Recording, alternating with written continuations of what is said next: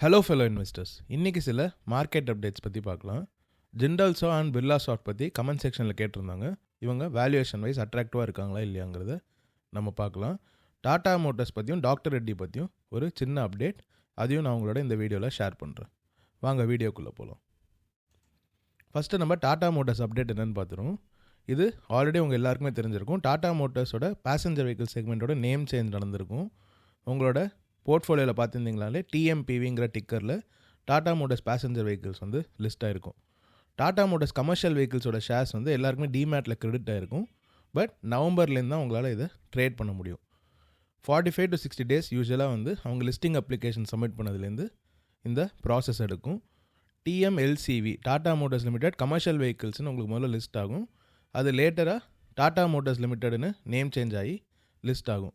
இந்த டாடா மோட்டர்ஸுங்கிற நேம் வந்து கமர்ஷியல் வெஹிக்கிள்ஸ்க்கு வரணுமா பேசஞ்சர் வெஹிக்கிள்ஸ்க்கு வரணுமாங்கிற பிரச்சனை ஆல்ரெடி ஓடிட்டு இருந்தது. பட் மோஸ்ட்டாக கமர்ஷியல் வெஹிக்கிளுக்கு தான் டாடா மோட்டர் லிமிட்டெடுங்கிற பேர் வைப்பாங்க. ஸோ உங்களுக்கு 2 ஸ்டாக் கிடைக்கும், Tata motors passenger vehicles and Tata motors limited. Passenger வெஹிக்கிளில் உங்களுக்கு passenger vehicle segment Jaguar Land Rover EV எல்லாமே வந்து இருக்கும். அது தவிர டாடா டெக்னாலஜிஸ்லேயும் ஒரு சின்ன ஸ்டேக் இருக்கும். டாடா மோட்டர்ஸ் லிமிட்டெடில் உங்களுக்கு கமர்ஷியல் வெஹிக்கிள் செக்மெண்ட் ஃபுல்லாக இருக்கும். இப்போ நம்ம ஜிண்டல்ஸா பற்றி சில பேர் கமெண்ட்ஸில் கேட்டிருந்தாங்க, அதை பற்றி என்னென்னு பார்ப்போம். ஜிண்டல்ஸா manufacturers Elsa pipes, ஹெட்ஸா pipes, seamless pipes and pellets. நான் ஃப்ராங்காக சொல்லணும்னா எனக்கு இந்த பிஸ்னஸ் மாடல் என்னன்னே தெரில, அது புரியவும் புரியல. இவங்க பைப் மேனுஃபேக்சரிங் கம்பெனிங்கிறது எனக்கு க்ளீனாக புரியுது. இவங்க ஏதோ நீஷான ஸ்பெசிஃபிக் ப்ராடக்ட்ஸ் வந்து சேல் பண்ணுறாங்கிறது எனக்கு புரியுது. பட் எல்சா பைப்ஸ், ஹெட்ஸா பைப்ஸ்னால் எனக்கு என்னன்னு தெரில. சரின்னு நான் போய் நம்ம ஜெமினை கிட்ட கேட்டேன். ஜெமினையும் எனக்கு வந்து முடிஞ்ச அளவுக்கு எக்ஸ்பிளைன் பண்ண ட்ரை பண்ணிச்சு.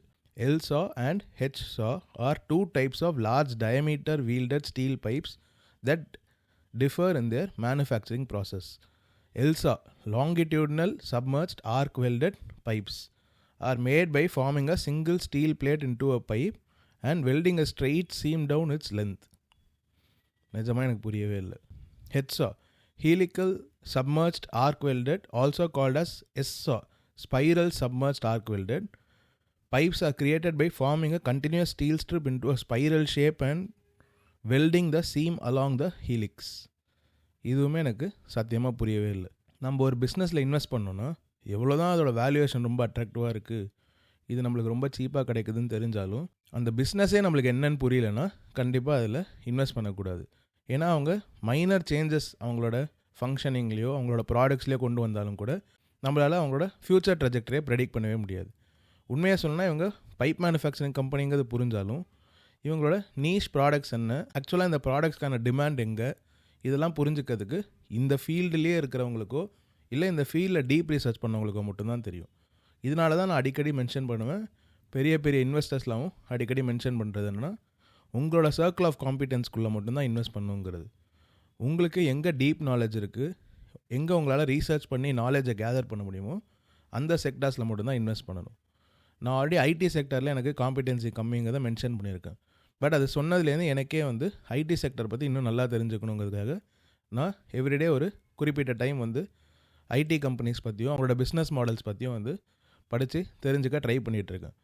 இது வந்து என்னோடய சர்க்கிள் ஆஃப் காம்பிடன்ஸ்க்கு எக்ஸ்ட்ரீம்லி வெல்ல.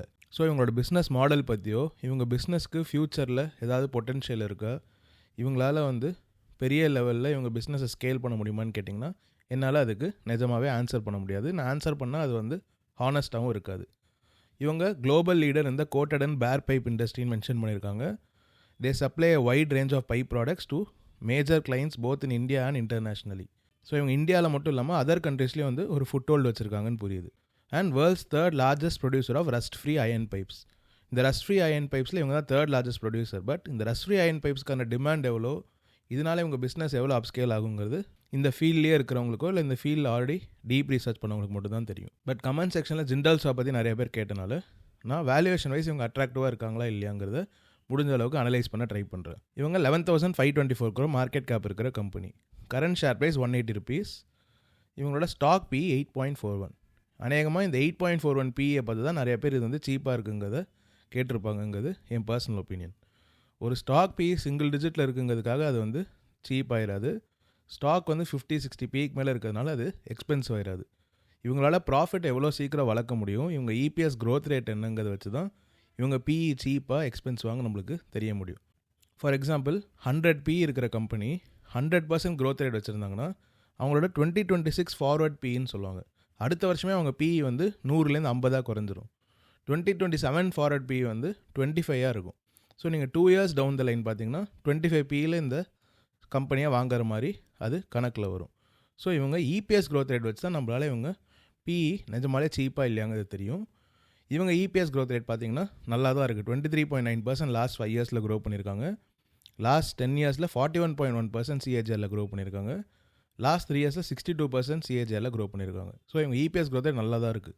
இருந்தாலும் இவங்க ஸ்டாக் பிஇ ஏன் 8.41ன்னு நம்ம போக போக தெரிஞ்சுப்போம். இவங்களோட டெட்டுமே வந்து ரொம்ப அதிகமாக இருக்கிற மாதிரி தெரியல. டெட் டு ஈக்விட்டி ரேஷியோ 0.43ல் தான் இருக்குது.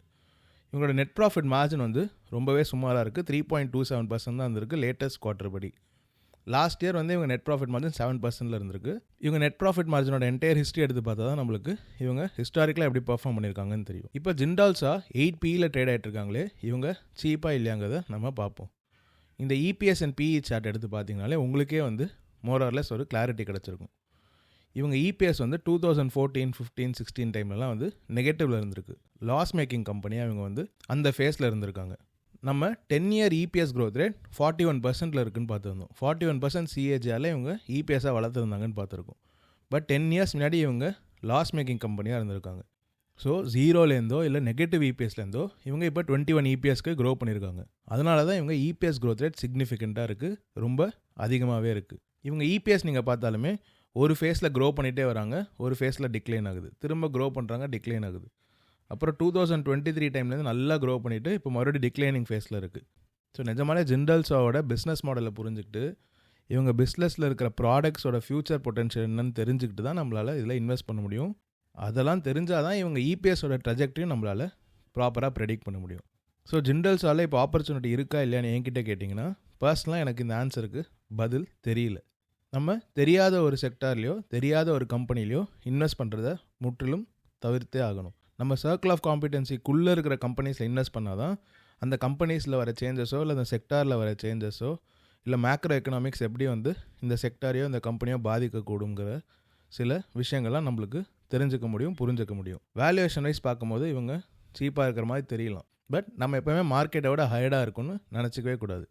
மார்க்கெட்டுமே சம்டைம்ஸ் எஃபிஷியண்ட்டாக தான் பண்ணுவாங்க. எல்லா இடத்துலையும் நம்ம கான்ட்ரேரியனாக இருக்கணும்னு நினச்சிட்டு இன்வெஸ்ட் பண்ணோன்னா சிக்கலில் மாட்டிக்கிறதுக்கான வாய்ப்பு இருக்குது. இவங்க சிங்கிள் டிஜிட் பிஇயில் ட்ரேட் ஆகிறதுக்கும் ஒரு ரீசன் இருக்கலாம். சிங்கிள் டிஜிட் பிஇயில் ட்ரேட் ஆகிறது அன்ஃபேர்னு உங்களுக்கு நிஜமாலே ஃபுல் கன்விக்ஷன் இருந்தால் மட்டும்தான் நீங்கள் இந்த இடத்துல இன்வெஸ்ட் பண்ணணும். சிங்கிள் டிஜிட் பிஇயில் ட்ரேட் ஆகிறனாலே இவங்க வந்து சீப்புன்னு நினச்சி நீங்கள் இன்வெஸ்ட் பண்ணிங்கன்னா நீங்கள் மாட்டிக்கிறதுக்கான வாய்ப்பு நிறையாவே இருக்குது. ஸோ இந்த கம்பெனிலையோ இல்லை இந்த செக்டார்லையோ உங்களுக்கு ஹை காம்பிடன்ஸ் இருந்தால் மட்டும்தான் நீங்கள் இதில் இன்வெஸ்ட் பண்ணுவீங்கன்னு நம்பி நம்ம அடுத்த கம்பெனியை பார்க்க போயிடும். பிர்லாசாஃப்ட் இவங்க வந்து ஒரு computer programming and consultancy service provide பண்ணுற ஐடி கம்பெனி தான். இவங்க கஸ்டமர்ஸ் ப்ரிடாமினென்ட்லி பேங்கிங் செக்டரில் இருப்பாங்க, ஃபினான்ஷியல் சர்வீசஸ் செக்டரில் இருப்பாங்க, இன்சூரன்ஸ் செக்டரில் இருக்காங்க, life sciences and services, energy resources and utilities and manufacturing. இந்த ஃபீல்ட்ஸில் இருக்கிற கிளைண்ட்ஸுக்கு இவங்க software development and IT consultancy provide பண்ணுறாங்க. மேனேஜ்மெண்ட்டோட கமெண்ட்ரி என்னன்னு பார்ப்போம். நான் இந்த கம்பெனி பற்றி டீப் டைவாக போல் மேலோட்டமாக இந்த கம்பெனியோட ஃபியூச்சர் ட்ரெஜெக்டரி எப்படி இருக்குது, இந்த கம்பெனியில் கரண்ட் வேல்யூவேஷனில் இன்வெஸ்ட் பண்ணால் லாபம் வர வாய்ப்பு இருக்காங்கிறத மட்டும் முடிஞ்ச அளவுக்கு என் நாலேஜ் வச்சு உங்களோட டிஸ்கஸ் பண்ண ட்ரை பண்ணுறேன். பிர்லாசாஃப்டோட Q2 ரிசல்ட்ஸ் இன்னும் வரல. Management is working towards sequential growth in Q2. ஸோ Q1ஓட Q2 பெட்டராக இருக்க வாய்ப்பு இருக்குன்னு மேனேஜ்மெண்ட் கமெண்ட்ரி கொடுத்துருக்காங்க. சில மேக்ரோ அன்சர்டனிட்டினால ஃபுல் இயர் கைடன்ஸை மேனேஜ்மெண்ட் கொடுக்க யோசிக்கிறாங்க. H2ல் அதாவது செகண்ட் ஹாஃப் ஆஃப் FY26லையும் சீக்வென்ஷியல் growth இருக்க வாய்ப்பு இருக்குன்னு வந்து மேனேஜ்மெண்ட் மென்ஷன் பண்ணியிருக்காங்க. FY27ல் கண்டிப்பாக நாங்கள் வந்து ஆர்டர் புக்கை க்ரோ பண்ணுவோம், அதுதான் எங்கள் ப்ரையாரிட்டிங்கிறதையும் மென்ஷன் பண்ணியிருக்காங்க. இப்போ நம்ம பிர்லாசாஃப்டோட ஓவர்வியூ பார்ப்போம். 10,612 crore மார்க்கெட் கேப் இருக்கிற கம்பெனி, ஸ்மால் கேப் கம்பெனி தான். 381 rupeesல கரண்ட்டாக ட்ரேட் ஆகிட்டு இருக்காங்க இந்த வீடியோ ரெக்கார்ட் பண்ணும்போது. இவங்களோட ஸ்டாக் பி 22.5. இவங்களோட ROE ROC வந்து ரீசனபிளாக இருக்குது. EPS growth ரேட் பார்த்திங்கன்னா லாஸ்ட் 5 yearsல 18.3% சிஏஜிஆரில் EPS க்ரோ பண்ணியிருக்காங்க. பட் நீங்கள் இன்னொரு லாங்கர் டைம் ஃப்ரேம் எடுத்து பார்த்தீங்கன்னா லாஸ்ட் 10 yearsல 5%ல் தான் இவங்க EPS க்ரோ பண்ணியிருக்காங்க. இது வந்து ரொம்பவே சுமாரான EPS growth ரேட் தான். இவங்க EPS growth ரேட் லாஸ்ட் 3 yearsல ரொம்பவே டீஆக்சிலேட் ஆகி 3%ல் தான் வந்து EPS க்ரோ பண்ணிட்டு வராங்க. 3% சிஏஜிஆருங்கிறது ரொம்பவே கம்மியான EPS growth ரேட் என் பெர்ஸ்பெக்டிவில். அதுவும் ஒரு ஐடி கம்பெனியில் ஸ்மால் கேப் ஐடி கம்பெனியில் இன்னுமே அதிக க்ரோத்தை most of the investors expect பண்ணுவாங்க. இவங்கக்கிட்ட பெருசாக கடன் எதுவும் இல்லை, அது வந்து ஒரு நல்ல சைன் தான். இவங்களோட கரண்ட் இபிஎஸ் 17.1 ருபீஸில் இருக்குது. இப்போ நம்ம பிர்லாஸோட 5 year EPS and PE chart பார்த்துட்ருக்கோம். இவங்க ஆவரேஜாக 25.8 பியில் ட்ரேட் இருக்காங்க லாஸ்ட் 5 இயர்ஸாக. ஸோ 5 இயர் மீடியன் பி 25.8, கரண்ட்டாக 22 பியில் இருக்காங்க. ஸோ ஒரு 10% கிட்ட 5 இயர் மீடியன் பியோட கம்மியாக ட்ரேட் ஆகிட்டு இருக்காங்க. இவங்க இபிஎஸ்மே கன்சிஸ்டண்ட்டாக க்ரோ ஆகலை. நீங்கள் டிசிஎஸோட இபிஎஸ் அண்ட் பிஇ சார்ட் எடுத்து பாருங்கள். ஹிஸ்டாரிக்கலாக அட்லீஸ்ட் 10, 15, 20 இயர்ஸ் டவுன் லைன் அவங்க இபிஎஸ்ஸை எப்படி கன்சிஸ்டண்ட்டாக காம்பவுண்ட் பண்ணிகிட்டே வருவாங்க நீங்கள் பார்த்தா தெரியும். இவங்க இபிஎஸ் வந்து 22-23 டைம்லலாம் வந்து டிக்ளைன் ஆகிருக்கு. திரும்ப க்ரோ ஆகிட்டு 2024 செப்டம்பர் டைம்லேருந்து டிக்ளைன் ஆகிட்டே வருது. இந்த டிக்ளைன் இன்னும் கொஞ்சம் நாளைக்கு கண்டினியூ கூட ஆகலாம். மேனேஜ்மெண்ட் கைடன்ஸும் எதுவும் பெருசாக கொடுக்கல. ஸோ பிர்லா சாஃப்ட்டோட பிஸ்னஸ் எங்கேருந்து ரெக்கவர் ஆகும்போது இந்த ஷேர் ப்ரைஸும் வந்து கூடவே சேர்ந்து ரெக்கவர் ஆகும். ரொம்ப நாளைக்கு இபிஎஸ் க்ரோ பண்ணிகிட்டே இருக்கிற கம்பெனியை கீழேயும் வைக்க முடியாது, இபிஎஸ் வளர்ச்சியே இல்லாத கம்பெனியை ரொம்ப நாளைக்கு ஏற்றி வைக்கவும் முடியாது. ஸோ லாங் டேர்மில் பார்க்கும்போது கண்டிப்பாக EPS of a company and share price of a company will track each other. இது வந்து இன்வெஸ்ட்மெண்ட் ஃபிலாசபியில் எல்லாருக்குமே தெரிஞ்ச விஷயம் தான். இப்போ பிர்லா சாஃப்ட்டோட 10 year EPS and PE chart பார்த்தீங்கன்னா உங்களுக்கு இன்னுமே ஒரு கிளியரர் பிக்சர் கிடைக்கும். மீடியன் பி 16.8 தான், பட் 22 பியில் கரண்ட்டாக ட்ரேட் ஆகிட்ருக்காங்க. ஸோ இன்னொரு லாங்கர் டைம் ஃப்ரேமில் பார்க்கும்போது இவங்க கொஞ்சம் ஓவர் வேல்யூடாக தெரியுறாங்க. இவங்க இபிஎஸ் பார்த்திங்கன்னா கொஞ்சம் சிக்லிக்கலாக தான் இருக்குது. இவங்க இபிஎஸ் ஒரு காலத்தில் க்ரோ ஆகுது, திரும்ப இறங்குது, திரும்ப க்ரோ ஆகுது, திரும்ப இறங்குது, திரும்ப க்ரோ ஆகுது, திரும்ப இறங்குது. பட் லாங் டைம் ஃப்ரேமில் இபிஎஸ்ஸை ஓரளவு க்ரோ பண்ணிகிட்டே வராங்க. பட் அந்த க்ரோத்து பத்தலை. நம்மளே பார்த்தோம்னா 10 இயர்ஸில் அவங்க இபிஎஸ் க்ரோத் 5% தான். இவங்க வேல்யூவேஷன் வைஸ் 5 இயர் டைம் ஃப்ரேமில் சீப்பாக இருக்கிற மாதிரி தெரிஞ்சாலும் லாங்கர் டைம் ஃப்ரேமில் கண்டிப்பாக கொஞ்சம் எக்ஸ்பென்சிவாக இருக்கிற மாதிரி தான் தெரியுது. நீங்கள் வெறும் ஷேர் ப்ரைஸை வச்சு இது வந்து 50% கரெக்டாக இருக்குது, 60% கரெக்டாக இருக்குன்னு இன்வெஸ்ட் பண்ணிங்கன்னா நீங்கள் பெரிய கரெக்ஷன்லையோ கன்சாலிடேஷன் ஃபேஸ்லையோ மாற்றுறதுக்கான வாய்ப்பு நிறையாவே இருக்குது. ஸோ வெறும் ஷேர் ப்ரைஸ் ஆக்ஷனை வச்சு இன்வெஸ்ட் பண்ணுறவங்க டெக்னிக்கல் அனாலிசிஸ் படித்து ட்ரேடிங் பண்ணுறது தான் வந்து மோஸ்ட் அப்ரோப்ரியேட்டாக இருக்கும். நீங்கள் ஒரு இன்வெஸ்டராக இருக்கணும், லாங் டேர்ம் இன்வெஸ்ட்மெண்ட் பண்ணணும்னு நினச்சிங்கன்னா கண்டிப்பாக ஃபண்டமெண்டல் அனாலிசிஸ் பண்ணால் மட்டும்தான் முடியும். நான் ஃப்ராங்காக சொல்லணும்னா எனக்கு இது பெருசாக இன்ட்ரெஸ்டிங்காக தெரில. பட் இந்த சிக்லிக்காலிட்டியை புரிஞ்சு இவங்க இபிஎஸ் இங்கேருந்து ஃப்யூச்சரில் க்ரோ ஆகும்னு தெரிகிற அளவுக்கு உங்களுக்கு கன்விக்ஷன் இருந்தால் நீங்கள் தாராளமாக இதில் இன்வெஸ்ட் பண்ணலாம். நான் பர்சனலாக இந்த கம்பெனியில் இன்வெஸ்ட் பண்ணவே மாட்டேன். எனக்கு ஐடி செக்டரில் டிசிஎஸ் தான் மோஸ்ட் அட்ராக்டிவாக இருக்குது. நான் இதை ஆல்ரெடி மென்ஷன் பண்ணியிருக்கேன். ப்ளஸ் ஐடி செக்டர் காம்பிடென்சி எனக்கு கொஞ்சம் கம்மி தான். ஸோ நான் வந்து மியூச்சுவல் ஃபண்ட்லையோ இல்லை இடிஎஃப்ல ஏதாவது இன்வெஸ்ட் பண்ணிட்டு இந்த செக்டரில் எக்ஸ்போஷர் எடுத்துப்பேன். இப்போ நம்ம டாக்டர் ரெட்டி பற்றின அப்டேட் என்னென்னு பார்த்துருவோம்.